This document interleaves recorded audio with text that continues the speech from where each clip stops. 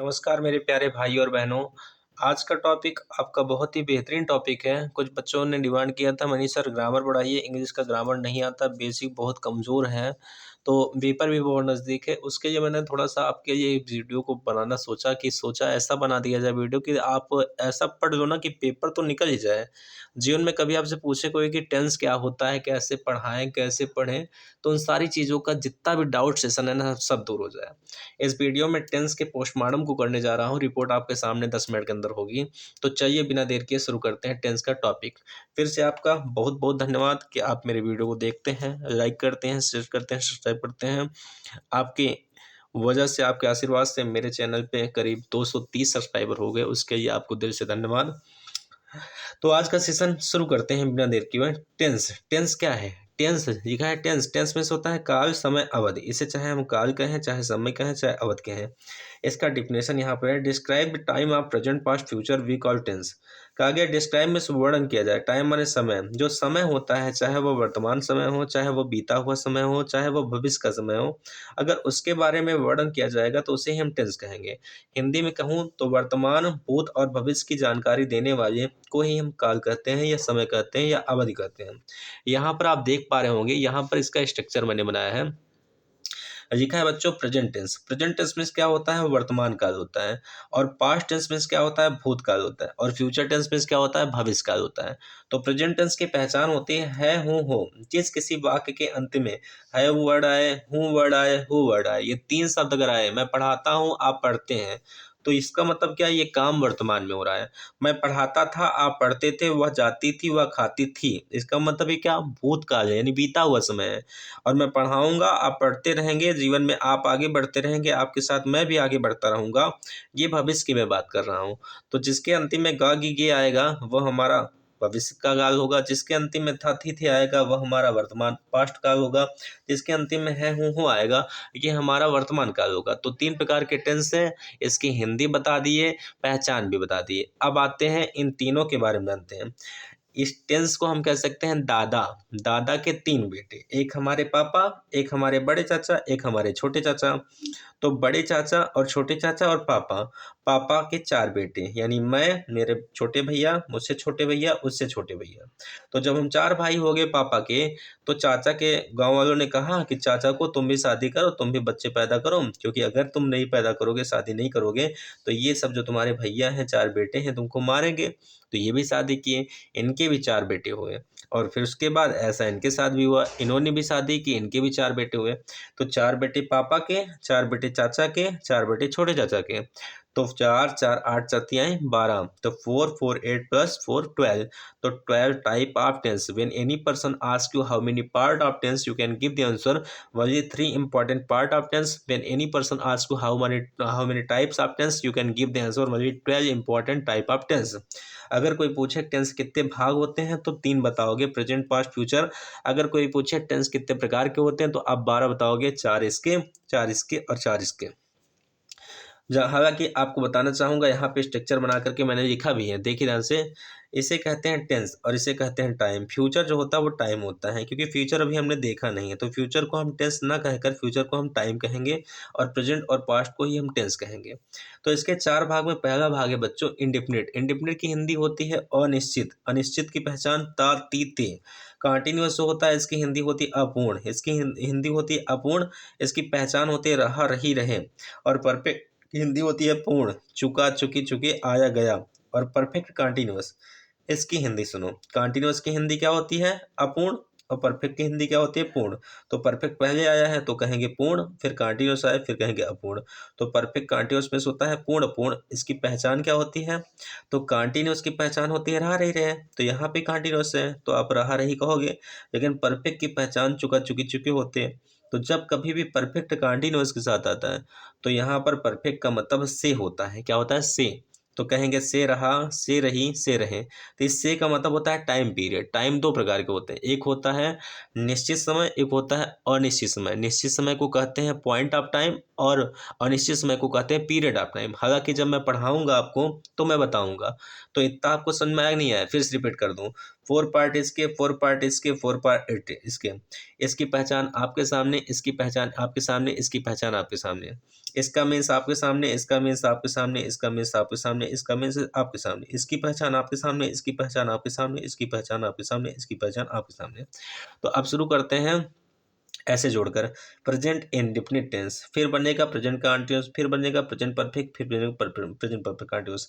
ऐसे ही जहां पर प्रेजेंट था वहां पास्ट करेंगे, जहां फ्यूचर था वहां फ्यूचर करेंगे। सुन में आया? तो चलो शुरू करते हैं प्रेजेंट इंडेफिनिट टेंस। तो ये रहा हमारा प्रेजेंट इंडेफिनिट टेंस। इसको कैसे पढ़ना है? प्रेजेंट में होता है वर्तमान, इंडेफिनिट में होता है अनिश्चित, टेंस में होता है काल। और आप जानते हो प्रेजेंट की पहचान होती है, वर्तमान की पहचान है, हूँ, हो, और अनिश्चित की पहचान ता, ती, ते। तो अगर प्रेजेंट इंडेफिनिट साथ आया है तो हम इसको वर्तमान अनिश्चित कहेंगे, और इसकी पहचान ता है, ती है, ते है हो जाएगा। तो जिस वाक्य की क्रियाओं के अंत में ता है, ती है, ते है आता है वो हमारा प्रेजेंट इंडेफिनिट टेंस हो जाता है। आप पहचानने का प्रयास करो, लिखना बहुत बड़ी बात नहीं, पूरा डिफिनेशन लिखो, पूरा सब छापो, चीज़ों को दिमाग में बैठाओ कि इंडेफिनिट की पहचान मनीष सर बताए ता, ती, ते। अब प्रेजेंट की पहचान है, हूँ, हो। जहाँ पे ता है, ती है, ते है आएगा वो प्रेजेंट इंडेफिनिट टेंस हो जाएगा। जैसे मनीष सर पढ़ाते हैं, मैं पढ़ती हूँ या मैं पढ़ता हूँ। वो जाते हैं, वहाँ से आते हैं। तो आते हैं, जाते हैं, पढ़ाते हैं, ये कौन सा टेंस है? Present indefinite tense. अब इसका ट्रांसलेशन कैसे करना है? इसका ट्रांसलेशन है PIT, P for present, I for indefinite, T for tense. इसमें देखो लिखा है ID यानी इंट्रोडक्शन। सिंगुलर पर्सन यानी सब्जेक्ट दो प्रकार के हैं। अगर आपके सब्जेक्ट सिंगुलर हैं तो उसे एक वचन कहोगे, प्लूरल है तो उसे क्या कहोगे? बहुवचन। अगर आप आई है, आई फॉर अफर्मेटिव सेंटेंस है, तो क्या करोगे? जो मेन वर्ब है ना, उस मेन वर्ब के साथ आप यस या यस जोड़ोगे। जब सब्जेक्ट सिंगुलर होगा तो आपको टेंशन लेना है यस या यस का, यानी यस को जोड़ना पड़ेगा और यस को जोड़ना पड़ेगा। पर कहाँ जोड़ना पड़ेगा देखते हैं। यानी कि जब कभी भी सब्जेक्ट सिंगुलर होगा तो उसका जो मेन वर्ब आएगा, मेन वर्ब की हिंदी क्या होती है? मुख्य क्रिया। यानी मुख्य क्रिया किसे पहचानते हैं? पढ़ना, लिखना, सोना, खाना, हंसना, मुस्कुराना, ये सब क्या है? मेन वर्ब है। जिसके अंतिम में ना वर्ड आ जाएगा, ना, पढ़ना, लिखना, सोना, गाना, हंसना, ये सब क्या है? मेन वर्ब होता है। क्या होता है? Main verb. तो ये रहा हमारा विशेष टॉपिक कि अगर ना नहीं आएगा तो मेन वर्ब होगा। सब्जेक्ट सिंगुलर है, जैसे मनीष अंग्रेजी पढ़ाता है, तो मनीष क्या है? सिंगुलर है। तो मनीष अगर सिंगुलर है तो पढ़ा का कोई मीन्स नहीं है जब तक ना नहीं जोड़ेंगे। तो ना जोड़ेंगे तो ये हो जाएगा मेन वर्ब। पढ़ाना, पढ़ाना का मतलब होता है टीच। मनीष एक वचन है तो इसके अंतिम में ईएस जोड़ेंगे। अच्छा, बात ये आती है कि ईएस कहाँ जोड़ना है? मनीष सर यस कहाँ जोड़ना है? तो बेटा जो अंतिम में यहाँ पर देखो, यहाँ पे अगर किसी भी मेन वर्ड की स्पेलिंग के अंतिम में CH वर्ड आए, SH वर्ड आए, O वर्ड आए, X वर्ड आए, Y वर्ड आए, तो उसके अंतिम में ES जोड़ना है। और अगर इन सबको छोड़कर कोई शब्द आए तो हम क्या जोड़ेंगे? यस। जैसे अगर होता मनीष अंग्रेजी पढ़ता है, तो पढ़ता का कोई मीन्स नहीं है, पढ़ता के अंतिम में ना जोड़ेंगे, पढ़ना। तो पढ़ना का मतलब क्या? रीड होता है। तो मनीष रीड लिखेंगे, और रीड की स्पेलिंग के अंतिम में क्या होता है? READ, डी है तो हम यस जोड़ेंगे। Manish reads the English. तो ऐसे ही यहाँ पर सिंगुलर सब्जेक्ट होगा तभी टेंशन लेना है दो चीज़ का, एक यस का, एक यस का। और अगर प्लूरल होगा तो यस यस को नहीं लगाना है। बात समझ में आई? तो यहाँ पर फार्मूला है सब्जेक्ट प्लस मेन वर्ब के साथ यस, और में होता है अथवा, yes yes plus object plus ETC। Manish अंग्रेजी पढ़ाता है, मनीष टीचर इंग्लिश। राधा गाना गाती है, राधा सिंगेज अ सॉन्ग। ठीक है। नौकर पानी लाता है, सर्वेंट ब्रिंग्स द वाटर। पिताजी पैसे देते हैं, फादर गिव्स द मनी। ऐसे ही आपको ट्रांसलेशन करना है। तो ये था प्रेजेंट इंडेफिनिट टेंस। जब कभी भी बेटा निगेटिव हम करेंगे तो निगेटिव में एक चीज़ का ध्यान देंगे, तो निगेटिव पर्सन में यस यस का यूज नहीं करेंगे, यानी अफर्मेटिव में करेंगे असर्टिव सेंटेंस में। निगेटिव अगर आएगा तो प्लूरल में, बहुवचन में एम बी के साथ यस यस का यूज नहीं करेंगे। और ये था हमारा प्रेजेंट इंडेफिनिट टेंस। आते हैं प्रेजेंट कंटीन्यूअस के टेंस पर। ये है हमारा present continuous tense. Present continuous की हिंदी होती है वर्तमान अपूर्ण काल। प्रेजेंट में वर्तमान, कंटीन्यूअस में अपूर्ण, टेंस में काल होता है।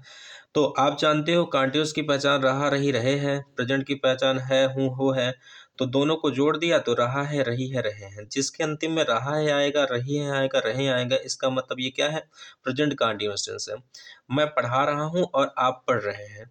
मैं वीडियो बना रहा हूँ और आप देख रहे हैं। इसका मतलब क्या कि प्रेजेंट कंटीन्यूअस की बात हो रही है। तो ऐसे इसका क्या फार्मूला है, कैसे इसका ट्रांसलेशन करोगे?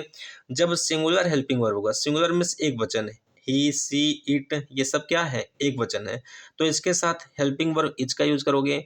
जब प्लूरल हेल्पिंग वर्ब होगा, जैसे यू, वी, दे, तो इसके साथ आर का यूज करोगे हेल्पिंग वर्ब। लेकिन आई अगर सब्जेक्ट होगा तो आई के साथ हेल्पिंग वर्ब एम लगाओगे। अच्छा, कभी कभी ऐसा होता है, कंफ्यूजन होता है कि मनीष सर आई सिंगुलर है प्लूरल? तो बच्चों आई जब तक प्रेजेंट टेंस में रहेगा, प्रेजेंट का मतलब क्या, present indefinite continuous perfect perfect continuous, तो जिसके अंतिम में है वर्ड आएगा, सब्जेक्ट में रहेगा, तो आई इसकी स्पेलिंग होगी। तो जब तक आई प्रेजेंट में रहता है ये प्लूरल रहता है, बहुवचन। और जब आई जाता है कहाँ पर, पास्ट टेंस में, तो ये हो जाता है सिंगुलर। आपने सुना होगा आई के साथ वाज का यूज होता है, नहीं कि वर का यूज नहीं करते हैं। और प्रेजेंट में आई के साथ हैव का यूज करते हैं। तो आई जब तक प्रेजेंट में होता है, ये वर्तमान काल में होता है, तो इसे हम कहते हैं, ये क्या, ये प्लूरल है, प्लूरल। आई डू नॉट का यूज करते हैं, ये प्लूरल है। और आई पास्ट टेंस हो जाएगा तो ये सिंगुलर हो जाएगा।